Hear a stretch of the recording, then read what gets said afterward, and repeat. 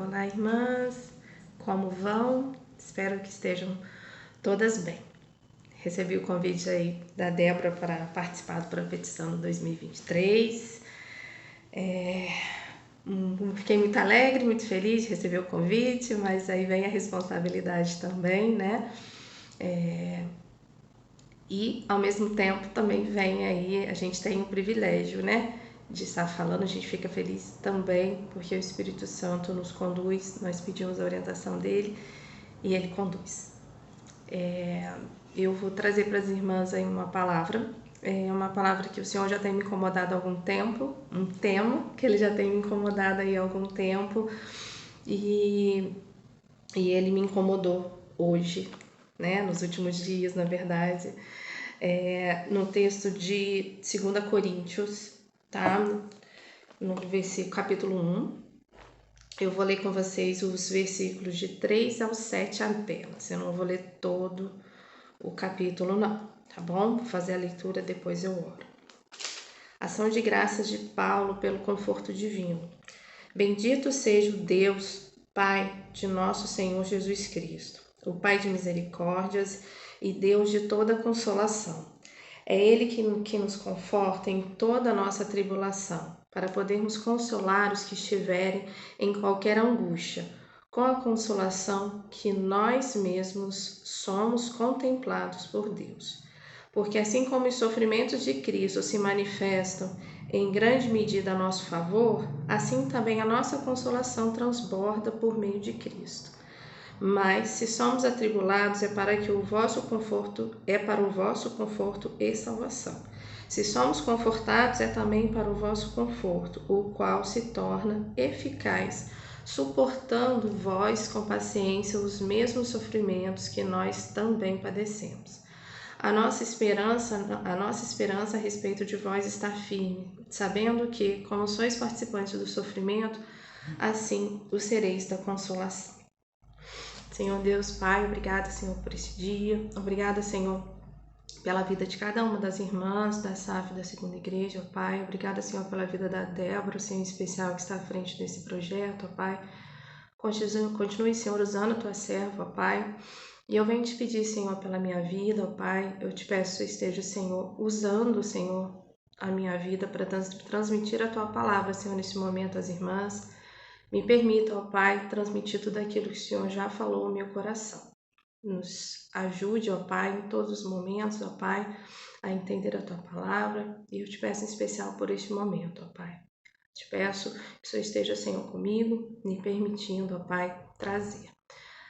Abençoa, Senhor, a minha vida. Que o Senhor esteja, Senhor, comigo, ó Pai, neste momento. É isso que eu te oro e peço em nome do Teu Filho amado, Jesus Cristo. Amém. Vamos lá, irmãs, vamos lá falar um pouquinho aí da segunda carta aí de Coríntios, né? O tema, né, é o sofrimento, mas nós vamos falar também do consolo, né? Um dos objetivos da segunda carta de Paulo aos Coríntios, a igreja de Coríntios, né, foi a defesa dele, né, do apostolado dele, né, e o combate aí aos falsos mestres, né, que infelizmente se tinha lá naquela época, assim como nós temos hoje também, né. Tinham pessoas que usavam aí os sofrimentos que Paulo estava passando, né, para dizer que ele não era de Deus, né. Então Paulo estava ali tentando mostrar um pouquinho disso ali na sua carta, né. É interessante falar que é nítido, né, e uma certa semelhança até, né, com a teologia da prosperidade, né, que vê o sofrimento de maneira contrária à Bíblia, né. Interessante a gente destacar isso lá já logo no início, né. Paulo começa esse trecho, né, exaltando o nome do Senhor, exaltando a Deus por quem Ele é, né. Ele começa: bendito seja o Deus e Pai do nosso Senhor Jesus Cristo, né? Pai de todas as misericórdias. Ele é fonte de toda misericórdia, que faz com que não recebamos o que merecemos. E Pai de toda consolação também, ele destaca aí nesse início. Só nele temos consolo profundo, verdadeiro e eterno. Mas Eu imagino que algumas de vocês, em algum momento da vida, ou agora, de repente, lendo esse texto, né, possa ter se perguntado, mas qual seria o objetivo dos servos de Deus, ou por que os servos de Deus passam por tribulações, ou por que os servos de Deus passam por sofrimento? Acho que a resposta é simples, né? Servir a Cristo não nos livra de sofrimento, não nos livra de lutas, não nos livra de tribulações, né? A luta, a tribulação, né? Um evento, uma situação ali impactante, desagradável, né? Uma aflição, uma adversidade, ela nos impacta. Ela vai nos entristecer, sem sombra de dúvidas, e é muito comum o sofrimento vir junto, né? Há muitas pessoas que acreditam que o sofrimento, que a tribulação não é de Deus. Falam que ela é do diabo, né? De Satanás, né? Se sirva a Deus, tenho que viver em alegria, tenho que viver bem, tenho que viver próspera, não tenho dificuldade. Só que essas pessoas, infelizmente, elas não conhecem verdadeiramente a palavra do Senhor. Possivelmente podem não conhecer o próprio Senhor, né? Mais uma vez destaco aí, né? É algo que vem lá na teologia da prosperidade. Sofrimento não é evidência do pecado. Alguns têm essa relação direta, fazem essa relação direta. Se eu estou sofrendo, é porque eu estou pecando. Não podemos desconsiderar que quando pecamos, o pecado nos traz aí um sofrimento, nos traz consequências. Eu não estou querendo dizer isso não, mas algumas pessoas fazem essa relação direta. Ele sofre porque ele peca, né? Aquela coisa como se fosse um igual, né? Não necessariamente isso, tá? A palavra do Senhor traz aqui, né? Além de Cristo, nós vamos falar sobre ele um pouquinho mais lá na frente, mas traz aqui a história de Paulo, como ele sofreu quando ele se converteu, após a sua conversão. No verso 4, ele começa falando que é ele que nos conforta em toda a nossa tribulação, é o Senhor que nos conforta, né? Paulo estava sendo confortado por Deus e nós também somos confortados por Deus. E somos aí, vamos pensar num outro objetivo, né? Nós somos confortados para confortar. Para confortar. Mas eu quero trazer às irmãs alguns textos bíblicos antes que falam aí, que podem nos deixar um pouquinho mais tranquilas com relação à tribulação, com relação ao sofrimento. Eu vou citar aqui de uma forma rápida para não ficar muito demorado. Lá em 1 Coríntios 10, 13, na parte B, fala assim, B adiante, né? Deus é fiel e não permitirá que sejais tentados além das vossas forças. Pelo contrário, juntamente com a tentação vos proverá livramento, de sorte que a possais suportar. Nós não somos provados, nós não passamos por tribulação, além daquilo que a gente pode suportar. Se você está passando por uma tribulação, por uma luta, é algo que você pode suportar, mesmo que você não tenha esse entendimento hoje, ainda, tá? Lá em Isaías 43, vou ler a parte B do primeiro e o segundo versículo, fala assim: não temas, porque eu te remi, chamei-te pelo teu nome, tu és meu. Quando passares pelas águas, eu serei contigo. Quando pelos rios, eles não te submergirão.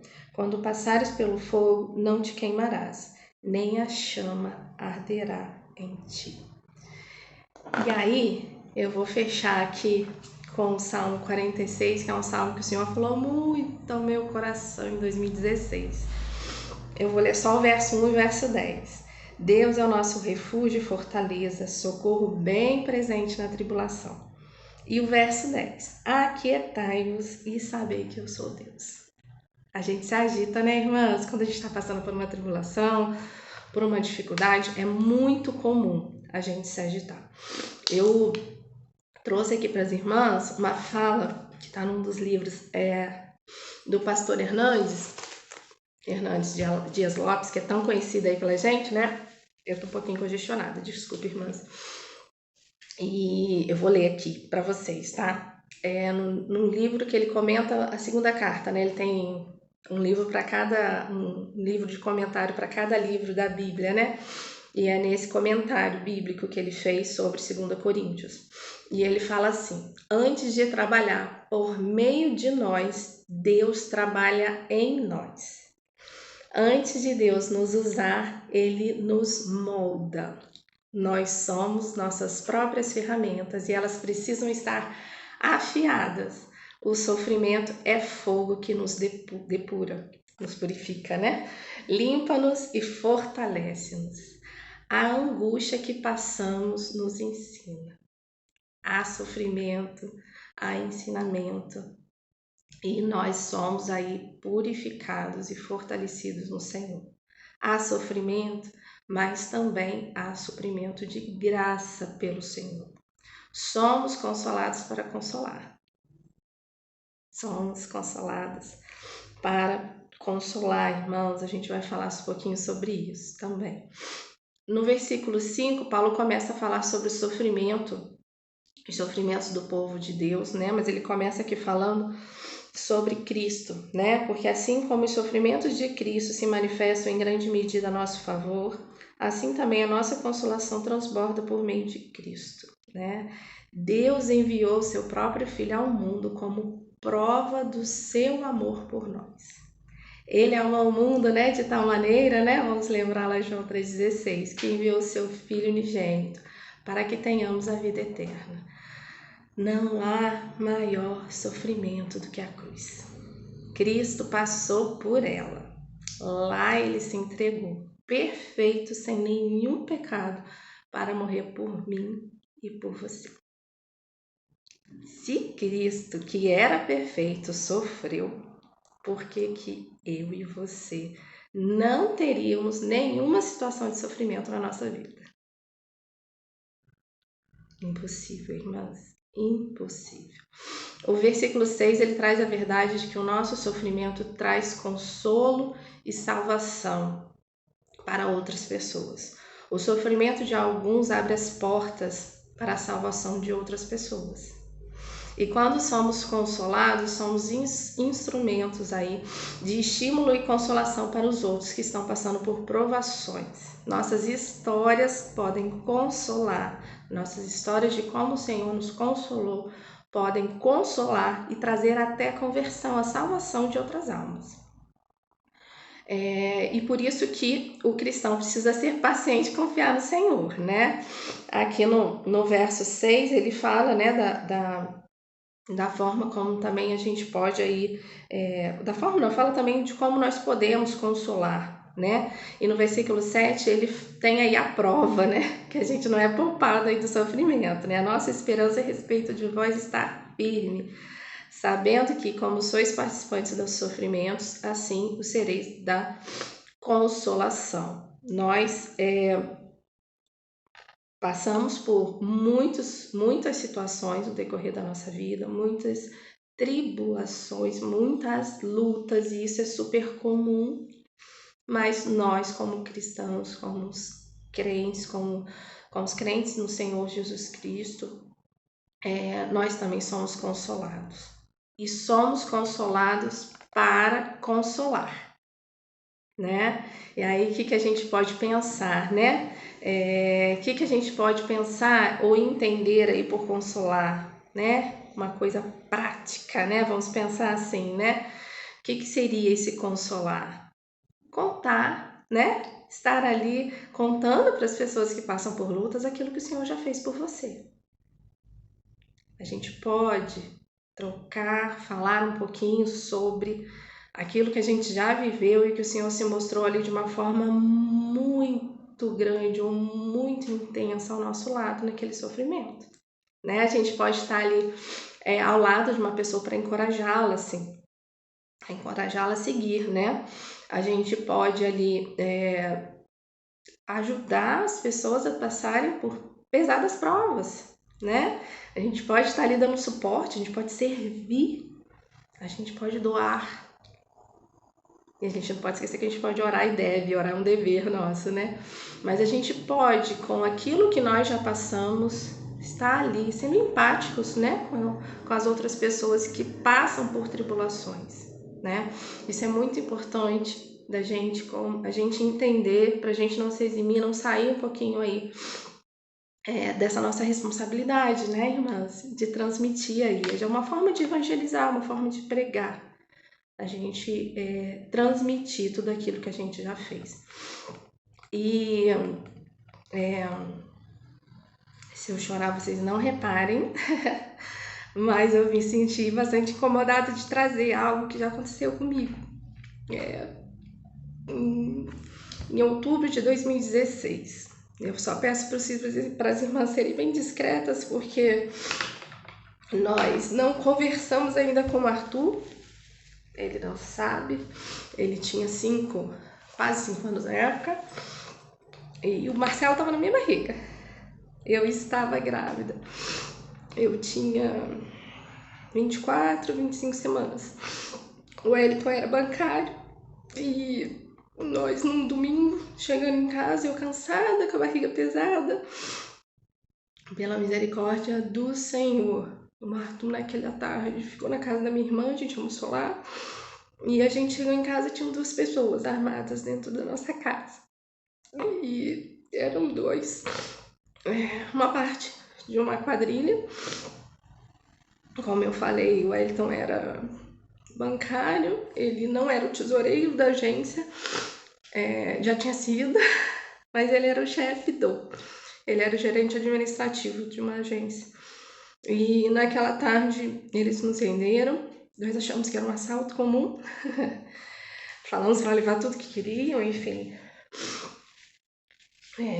Mas eles não queriam nada da gente, eles queriam do banco. E aí me levaram, foram as piores 22 horas das nossas vidas, eu posso dizer assim. Eu fui levada, o Wellington ficou com 2 pessoas na nossa casa, dentro da nossa casa, rendido. E eu fui levada, nós não podíamos falar nada, né? A gente só foi permitido mandar algumas mensagens ali para não chamar atenção. E eu fui levada para um cativeiro, a umas 3 horas de Resende, um local sujo, sem água, um morro, assim, eu tenho bastante noção de espaço, de localização. Eu fui para uma favela, com certeza, depois lá do Rio. E o Eto ficou em casa. E eles só me soltaram no dia seguinte, na hora do almoço. Depois que o Wellington entregou o dinheiro. O Wellington teve que pegar o dinheiro dentro do cofre do banco, pediu para o tesoureiro se retirar, colocou numa mochila, saiu na hora do almoço. O cofre de uma agência de banco normalmente não fica aberto o tempo todo, ele tem um horário certo para abrir, então só abriu próximo ali o horário do almoço. Então eu tive que esperar esse tempo todo e eu fui solta. Eu sei que eu cheguei em Resende, eram 4 horas da tarde, 3, 4 horas, enfim. Graças a Deus não fizeram nada demais comigo, nada demais com ele, deram os tapas dele, infelizmente, mas o Senhor nos poupou. Irmãs, eu tinha uma certeza enorme que eu ia voltar. E que eu ia voltar bem, tranquila. Claro que foi sofrido, que foi triste, que foi ruim, que eu não estava feliz. Mas eu posso dizer para vocês que eu fui afiada ali. Eu tinha certeza que eu voltaria para casa e que nós ficaríamos bem. Eu tinha essa certeza no meu coração. Um cântico muito antigo, eu não sei nem se vocês conhecem, reverberava aqui na minha cabeça, que fala assim: esta paz que sinto em minha alma não é porque tudo me vai bem. Esta paz que sinto em minha alma é porque eu louvo ao meu Senhor. E aí o refrão fala: não olha as circunstâncias, olha o seu amor. Essa música reverberou, né, todas aquelas horas na minha cabeça. tivemos muitas lutas pós. Muitas lutas. Foi um dos motivos que o Wellington saiu do banco. Foi um período muito difícil, de muitas lutas pra gente. Mas nós fomos afiados, assim como o Hernandes trouxe aqui. Nós fomos afiados pelo Senhor. Nós já éramos crentes, já éramos cristãos. O Wellington é desde que nasceu. Eu me converti na adolescência. Mas foi o período em que mais nós estivemos na presença do Senhor. De dia, de noite, de madrugada. Foram muitas situações em que o Senhor falava ao nosso coração, estava conosco. Foi um período traumático, sim, por isso foi preciso pedir ajuda médica, foi preciso, sim, mas nós fomos trabalhados pelo Senhor. E posso falar para vocês que nós também pudemos aí consolar outras pessoas com tudo isso que nós vivemos aí nesse outubro de 2016. Houve consolo para outros irmãos. Não vou falar de conversão, óbvio, mas houve consolo. Irmãs, eu não falo normalmente sobre isso, eu não tenho muito costume de falar, porque realmente foi um período muito doído da nossa vida. A gente fala de uma forma muito discreta, até para as crianças não escutarem. Nós entendemos que seria importante para eles aí ter uma idade mais avançada para conversar um pouco com eles. Eu acho que pro Arthur isso já está chegando. Mas nós falamos para ele que o Senhor já fez grandes coisas em nossa vida.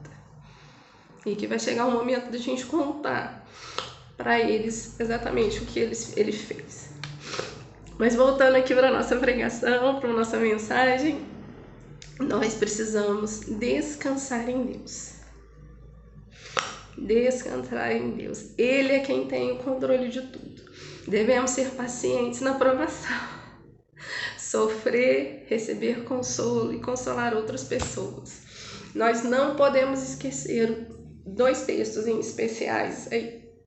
Romanos 8:28, é um texto muito conhecido. Todas as coisas cooperam para o bem daqueles que amam a Deus. Irmãs, todas.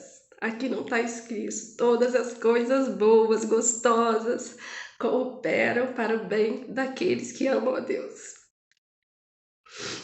E o outro texto que é muito mais conhecido, Salmo 23:1. O Senhor é meu pastor e nada me faltará. Nada, nada, nada. Não é o Senhor. Aqui não, a Bíblia não está escrito: o Senhor é meu pastor e nenhuma coisa boa me faltará. O Senhor é meu pastor e nada me faltará. Nesse nada também está inclusas as lutas, estão inclusas. Por isso que ele continua de uma forma tão gostosa. Ainda que eu passe pelo vale da sombra da morte, não temerei mais mal algum.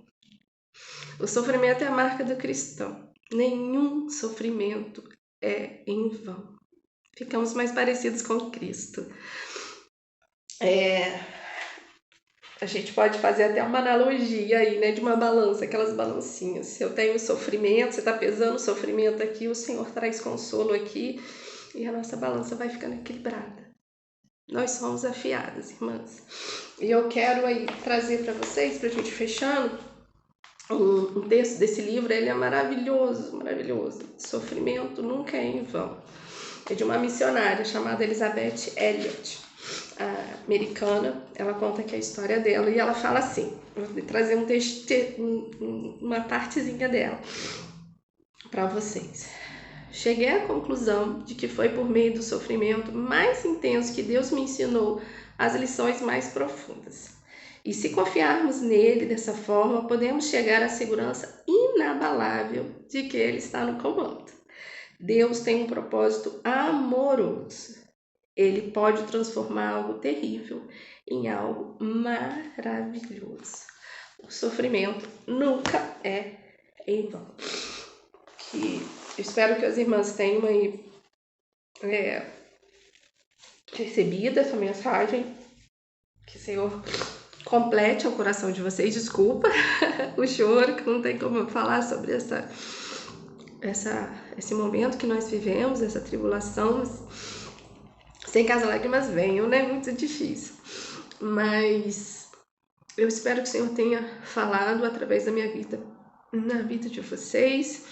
E eu vou orar agora pelo mês de março. Que o Senhor abençoe o mês de março de todas nós. Que o Senhor faça aí, use, Senhor, as nossas vidas, né? Senhor Deus Pai, obrigada, Senhor, por essa oportunidade de falar sobre a Tua Palavra, de falar sobre aquilo que o Senhor fez na minha vida. Obrigada, Senhor, por tudo, até por essas lutas que eu passei, por todas essas situações, ó Pai.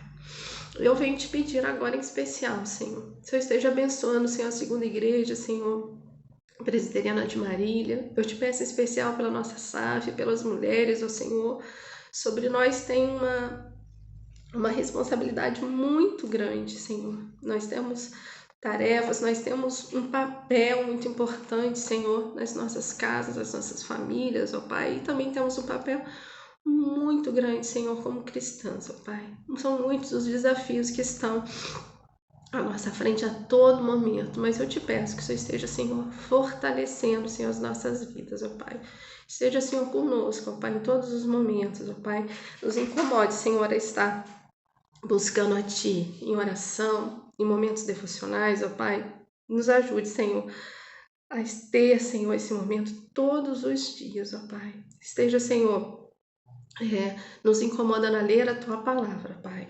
E usa, Senhor, as nossas vidas, ó Pai. Nos molda, Senhor, nos afia, ó Pai, para que possamos, Senhor, falar sobre Ti. Falar, Senhor, das maravilhas que o Senhor tem feito em nossas vidas, mesmo através de lutas e de tribulações.